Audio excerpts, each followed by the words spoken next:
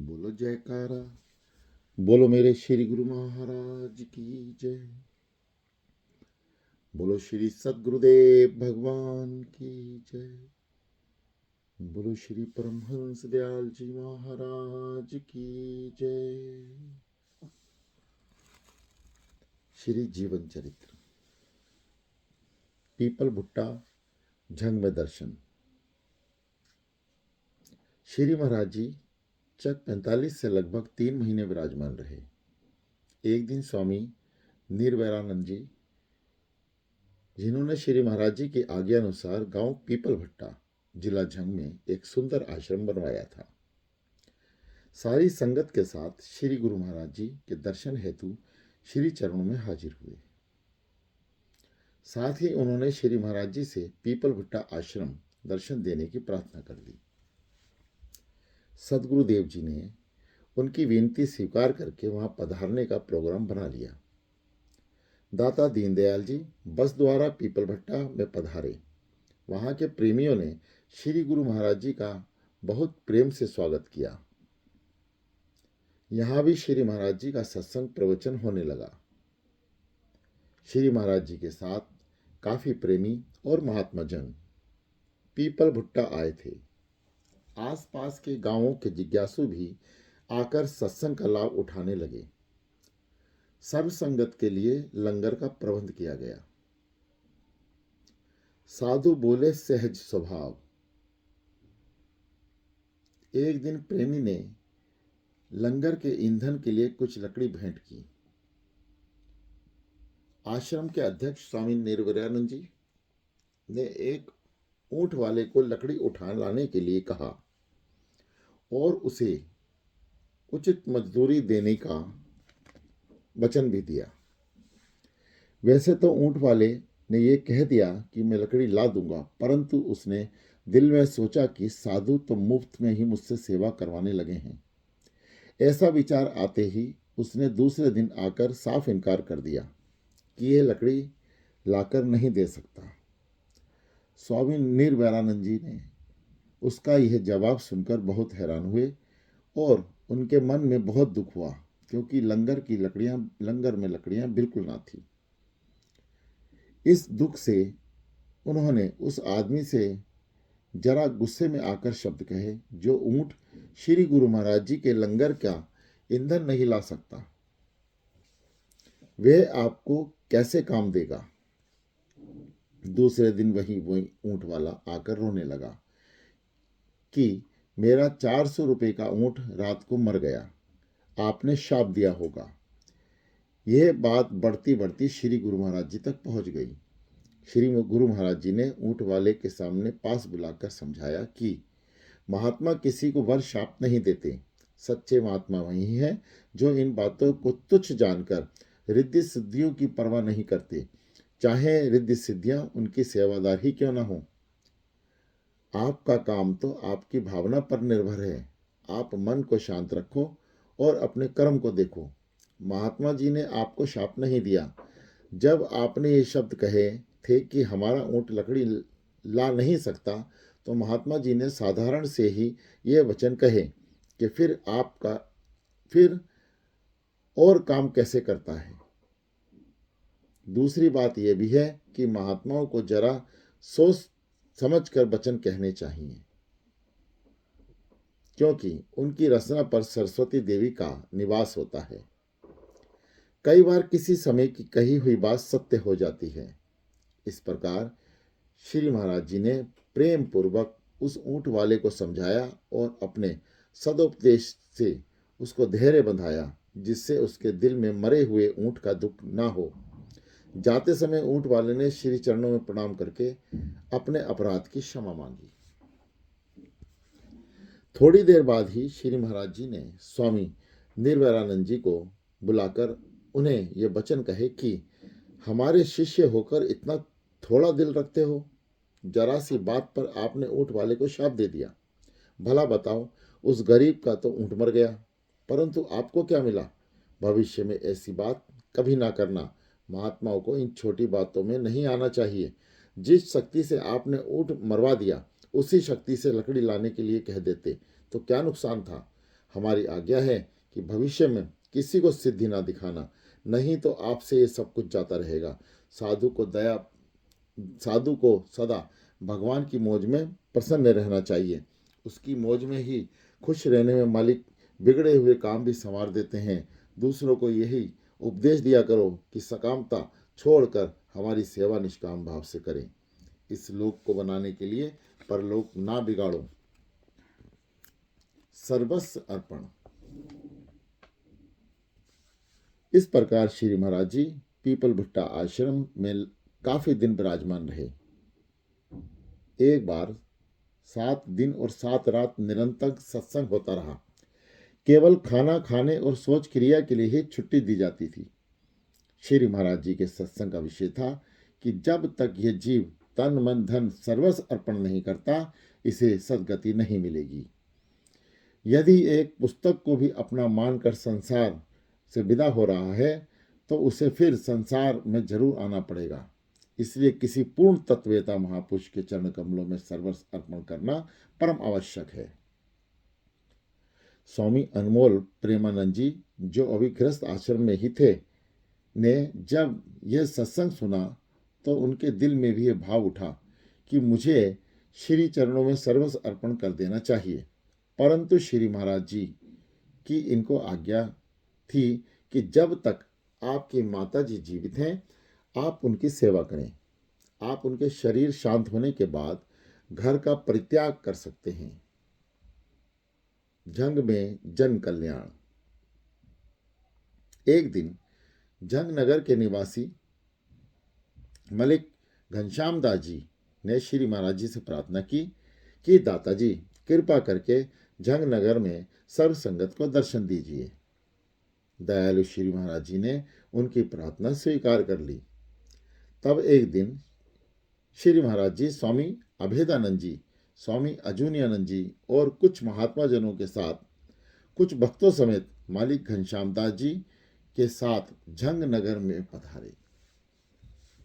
श्री महाराज जी मलिक जी के निवास स्थान पर ही विराजमान होकर सत्संग करने लगे। एक दिन श्री महाराज जी ने मन की एकाग्रता और सहज योग का जिक्र करके सत्संग किया। श्री गुरु महाराज जी ने फरमाया, जिस वस्तु को प्राचीन काल में ऋषि लोग वनों में रहकर कई वर्षों की कठिन तपस्या और त्याग के बाद प्राप्त नहीं करते, उसी वस्तु को आज का मानव कलयुग में गृहस्थ आश्रम में रहकर प्राप्त कर सकता है। इससे अपना कल्याण और आत्मिक आनंद ले सकता है। तब 2-4 लोगों ने सत्संग में कुछ अवगुण ग्रहण किए और उनको चिंता हो गई कि यह तो महापुरुष हैं, लोग वास्तव में ही इनके अनुयायी हो जाएंगे, जिससे हमारा समाज पीछे रह जाएगा। इस पर उन लोगों ने श्री महाराज जी का विरोध करने के लिए एक सभा का आयोजन किया। इतने में झंग के डिप्टी कमिश्नर राय साहब लाला चानन दास जी वहां पहुंचे। उन्होंने श्री गुरु महाराज जी का सत्संग प्रवचन सुना हुआ था। जब उनको यह पता चला कि ये लोग श्री महाराज जी के सत्संग के विरुद्ध कुछ कहने वाले हैं, तो उन्होंने उन लोगों से कहा कि मैं श्री गुरु महाराज जी का दास हूँ और उनके वचनों का पालन करता हूँ। श्री महाराज जी सदा सच्ची बात करते हैं। जो उनकी निंदा करेगा वह हमारा दुश्मन होगा। अब फौरन ही सभा खत्म करो। उनके ये शब्द कहते ही सभा समाप्त हो गई और वे सब लोग मिलकर श्री महाराज जी के दर्शन के लिए आए और सत्संग स्मरण करके बहुत प्रभावित हुए।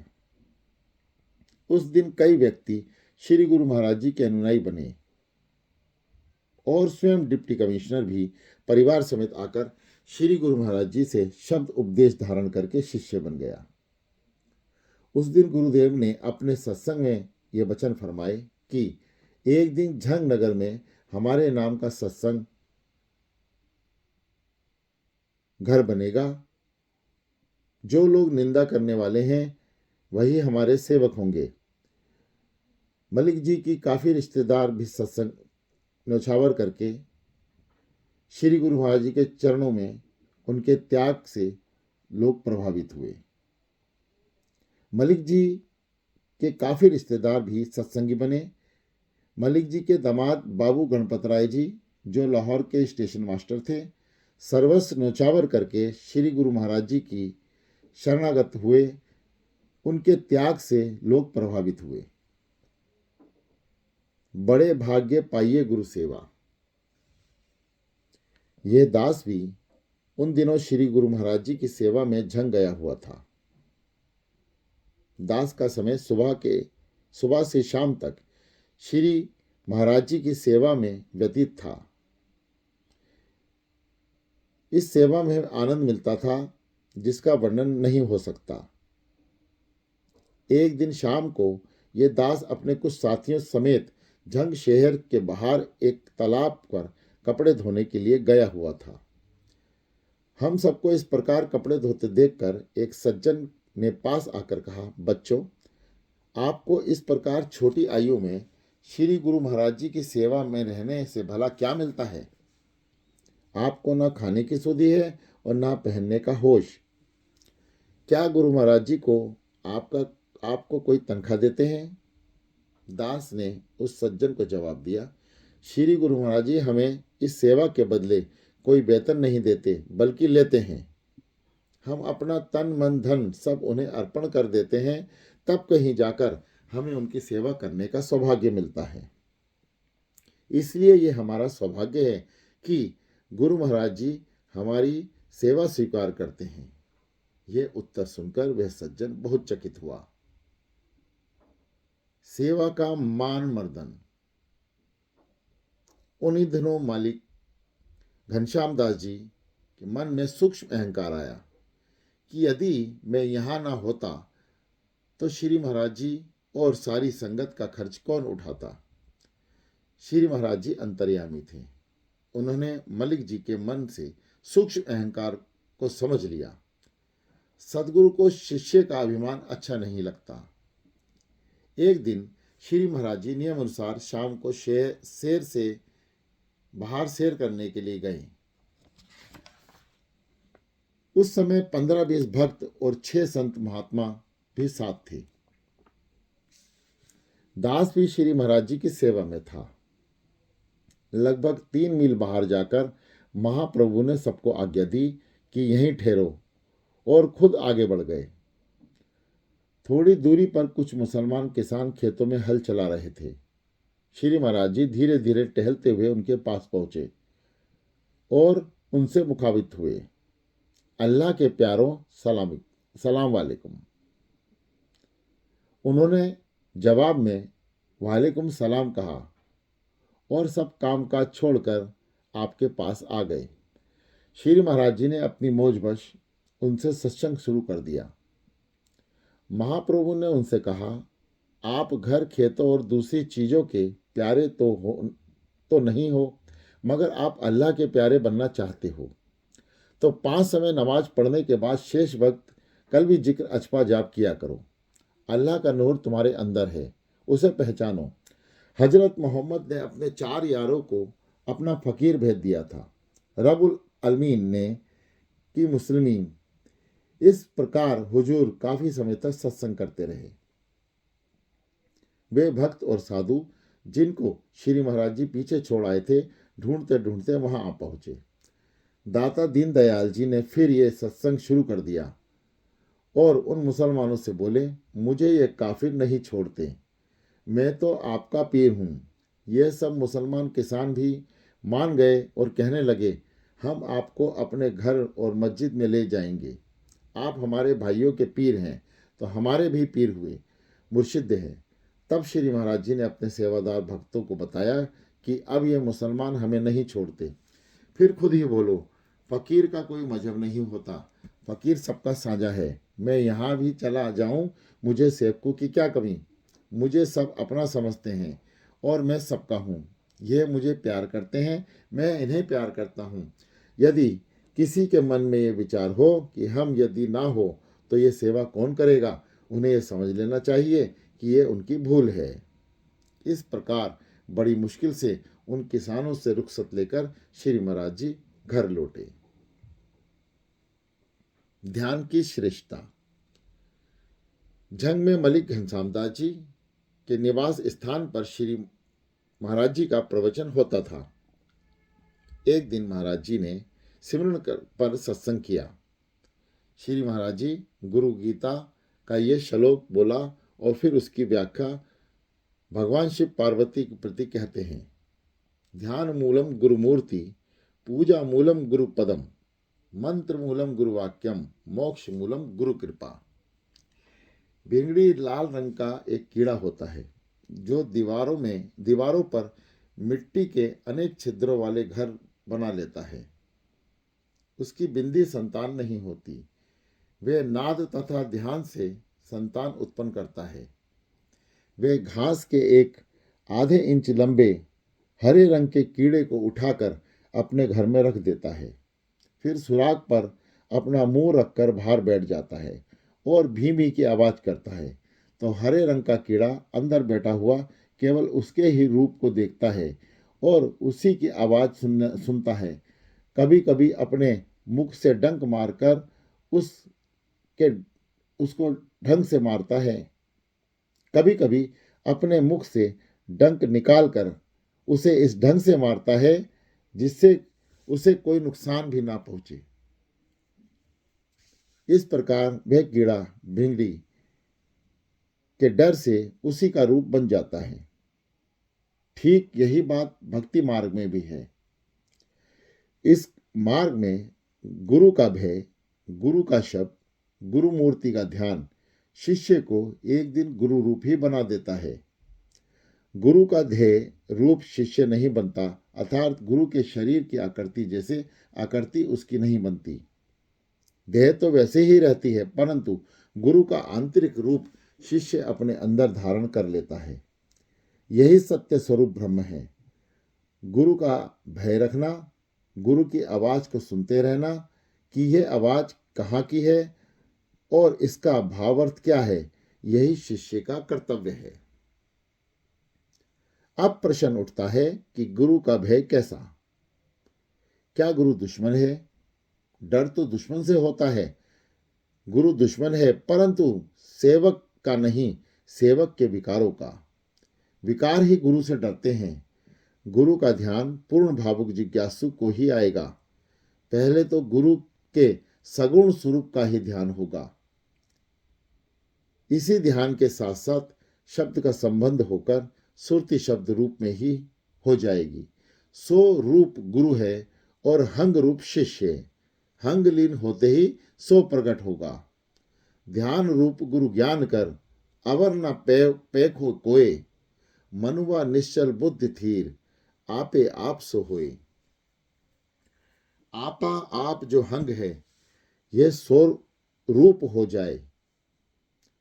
जब शिष्य ज्ञान के दाता गुरु का ध्यान करे और दूसरे किसी को ना देखे, जैसे हरे रंग का कीड़ा किसी को नहीं देखता, जिधर देखता है उसे भृंगड़ी का ही दिखाई देता है, इसी प्रकार शिष्य भी गुरु के समान किसी को ना देखें। आध्यात्मिक मार्ग में विश्वासपूर्ण ध्यान ही मूल है और गुरु चरणों का पूजन अनिवार्य है। श्री रामचरितमानस में लिखा है, एक बार वशिष्ठ मुनि आए, जहां राम सुख धाम सुहाए, अति आदर रघुनायक कीना, पद पखार चरणों दकलीना। भगवान मर्यादा पुरुषोत्तम राम ने गुरु भक्ति को पूर्ण रूप से निभाया। एक दिन गुरुदेव वशिष्ठ मुनि जी वहां आ गए जहां भगवान राम सुख आसीन थे। अपने सदगुरुदेव को आता देखकर प्रभु राम ने उनका हर प्रकार से आदर सम्मान किया और उनके चरण धोकर चरणामृत लिया और उन्हें सुंदर आसन पर बिठाया। इस प्रकार उन्होंने गुरु चरण पूजा किया। मंत्र मूल गुरु का वाक्य है। जो गुरु मंत्र देवे वे तो मंत्र हुआ ही, परंतु कई शिष्य मंत्र लेकर भी गुरु से विमुख हो जाते हैं और गुरु वचनों का उल्लंघन करते हैं। इसलिए मंत्र का मूल गुरु के वचन ही माने गए हैं। मोक्ष का मूल गुरु कृपा और प्रसन्नता से निर्विकल्प समाधि लगेगी। जब शिष्य अपना आप और हर प्रकार की ममता और हंता गुरु अर्पण करेगा तो वृत्ति सांसारिक बंधनों से उपराम होकर शब्द में लीन होकर ऊपर उठेगी, तो आंखों के मध्य से सहस्त्रधर कमल पर गुरु के दिव्य स्वरूप के दर्शन होगा। इससे आगे त्रिकुटी स्थान है, जहां प्रकाश ही प्रकाश है। यहाँ गुरु का शरीर चंद्रवर्ण और अत्यंत आकर्षण करने वाला दिखाई देगा। इस प्रकार श्री गुरु महाराज जी गूढ़ सत्संग करते रहे। उनके इन अलौकिक वचनों को सुनकर श्री महाराज जी के परम प्यारे सेवक स्वामी अजूनियानंद जी अपने भाव से इस साधना युक्त हो गए। उन दिनों आप श्री महाराज जी के निज सेवा में थे। एक दिन आप अपने विचार में मग्न गर्म पानी करने के लिए चूल्हा जला रहे थे। वहीं इनका ध्यान लग गया और ये समाधि अवस्था में चले गए।